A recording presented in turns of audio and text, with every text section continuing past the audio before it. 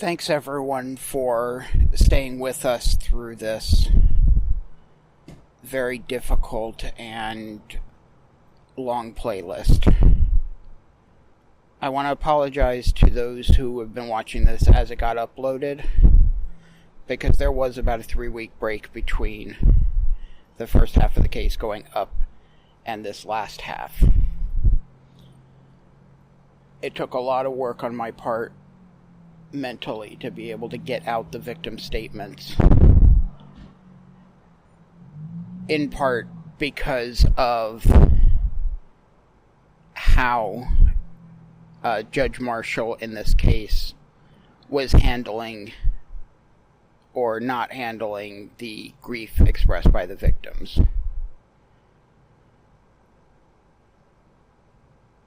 Originally, I was going to intersperse this audio with pictures of comments made by the victims and other people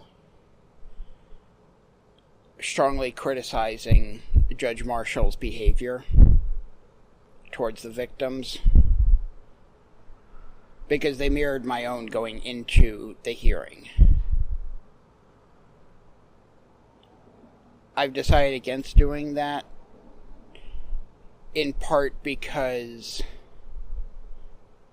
I've since learned that there are actually judges completely restricting access to the general public being able to use WebEx, not because of me specifically, but because of people recording and misusing clips of court proceedings in a way that make them look bad. I'm not entirely sure what that means, and they didn't give me examples.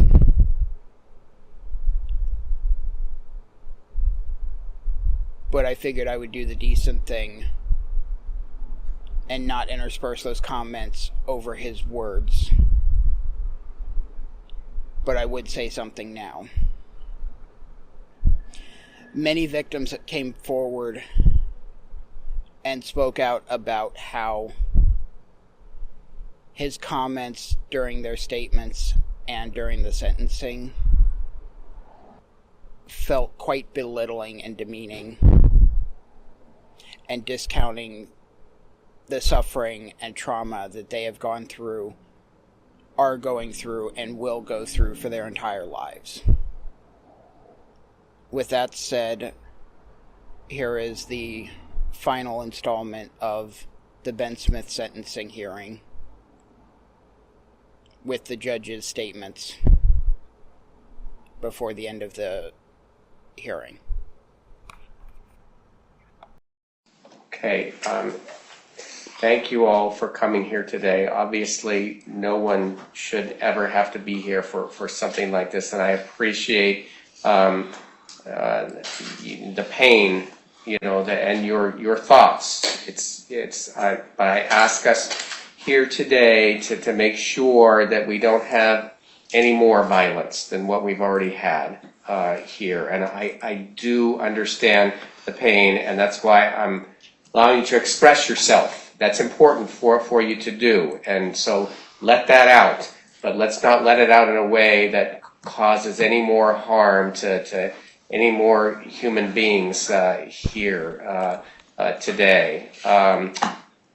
And Leslie, I'm looking at you. And damn it, finish that college degree, right? I think she's going to do that, right? Let's get to, what school was it? You don't have to tell me, but I'm curious. She was, it's a longer story. Longer story? Yes. Okay. She was, her goal was to lead young people on hikes as a way to help them deal with... Therapeutic? Yes. Yes. Okay. Yes. Okay. All right. Well, Deg, you sound like a remarkable young woman with a strong voice, and it's not going to obviously be used in the same way that you had planned, right? But hopefully we can find an avenue for that. You're fortunate to have a support system, and I'm hoping that you get more resources so that your parents could have a support system too, right? Obviously you need that, and take care of yourself, please. So again, thank you all for coming here today and for remaining as calm as possible. There is nothing that the court or the justice system can do to change what has occurred here, or to make anything that has happened any righter than it is. It's not anything that we can control at this point. What we can do is impose the sentence that was negotiated between the parties here. And I want to let people know that Mr. Smith did plead guilty to all of the counts here, counting for a charge for each of the victims in the case. And so there's going to be a life sentence here with a minimum confinement of Mr. Vasquez, I want to make sure that we have this correct here. Go ahead. Yes, Your Honor. If you would like me to go count by count, I'm happy to do so. Or if you'd like me to tell you the total, I'm happy either which way. So how we arrived at the total? Certainly, Your Honor. The total of life in prison comes first from count number 1. Correct, yes. And then the total is that for each of the following counts, so count 1 was 300 months, count 2 was 90 months, count 3 was 90 months, count 4 was 90 months, count 5 was 90 months, count 6 was 90 months, count 7 was 90 months, count 8 was 90 months, and then count 9 was a 70-month sentence. All of those are to be run consecutively, whereby the total comes to 55 years in prison. At that time, Mr. Smith will be eligible to request parole.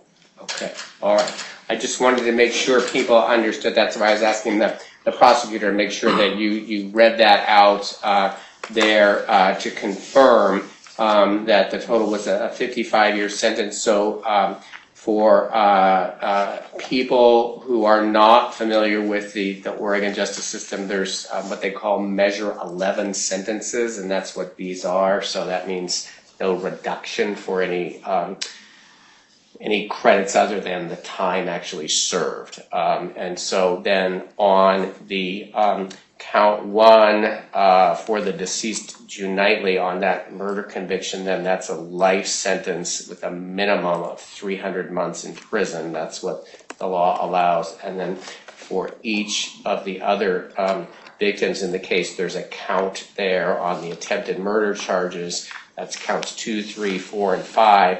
And each of those carry 90 months in prison that run like consecutive, meaning when one sentence ends, then the next one starts. So the 300 months, and that ends, and then the 90 months, and then that 90 months, and then 90 months. So they run consecutive to each other.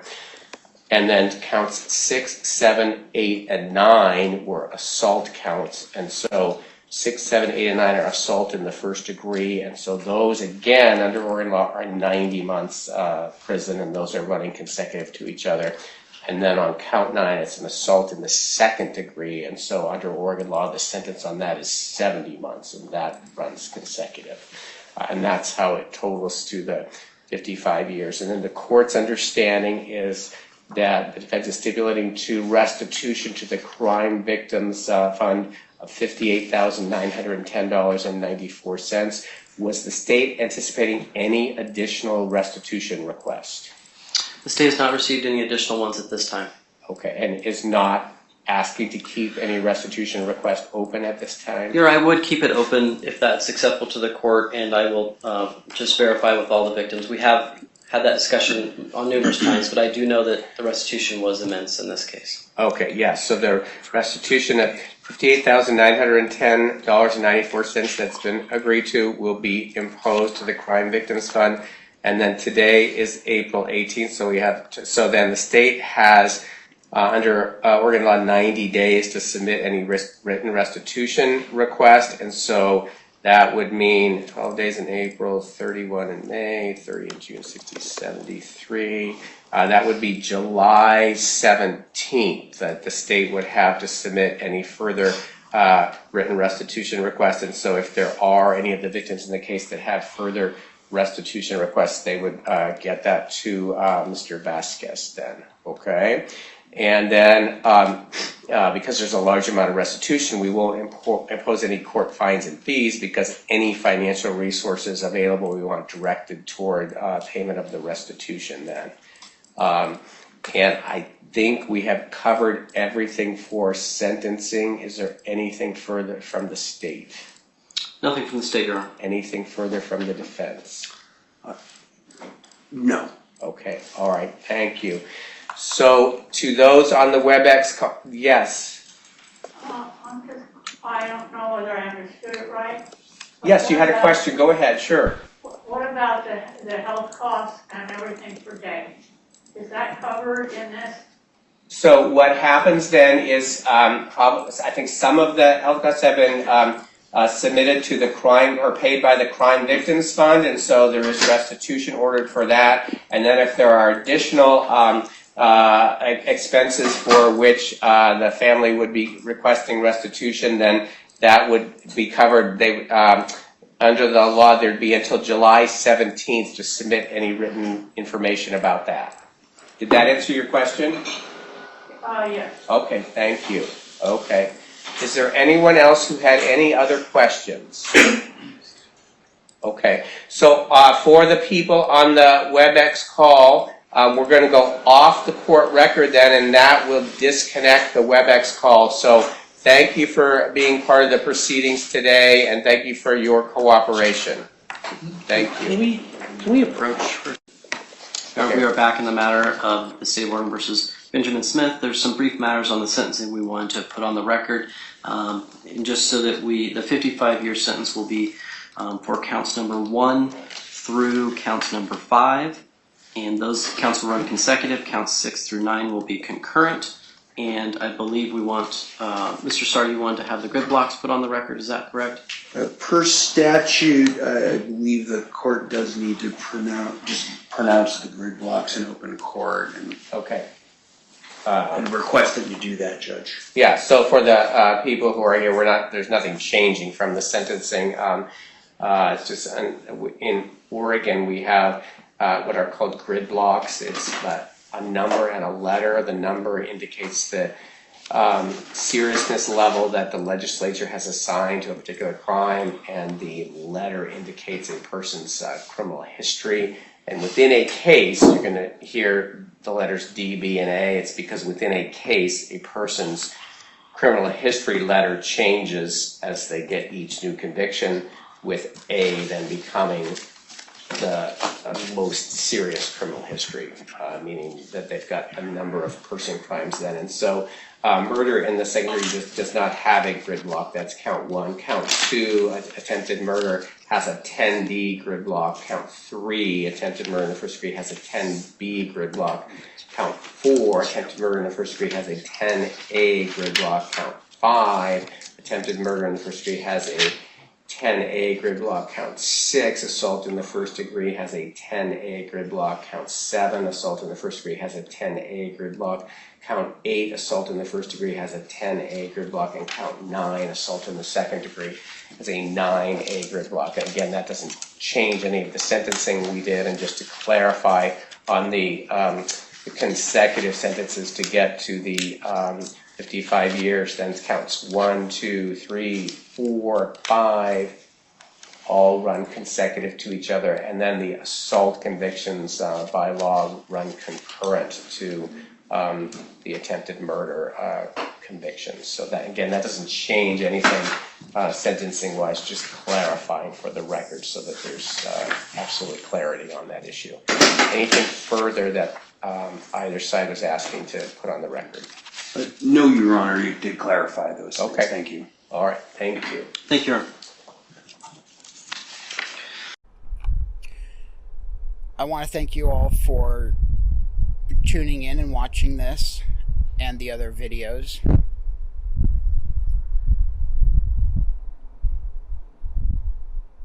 If this work is something that you appreciate, please feel free to leave a comment, a like, and subscribe to the video. And if you want to be able to do more to help us or the victims of the Normandale shooting, please feel free to take a look at the links in the video description for how you can help further. I hope everyone has a good rest of the day, and take care of each other.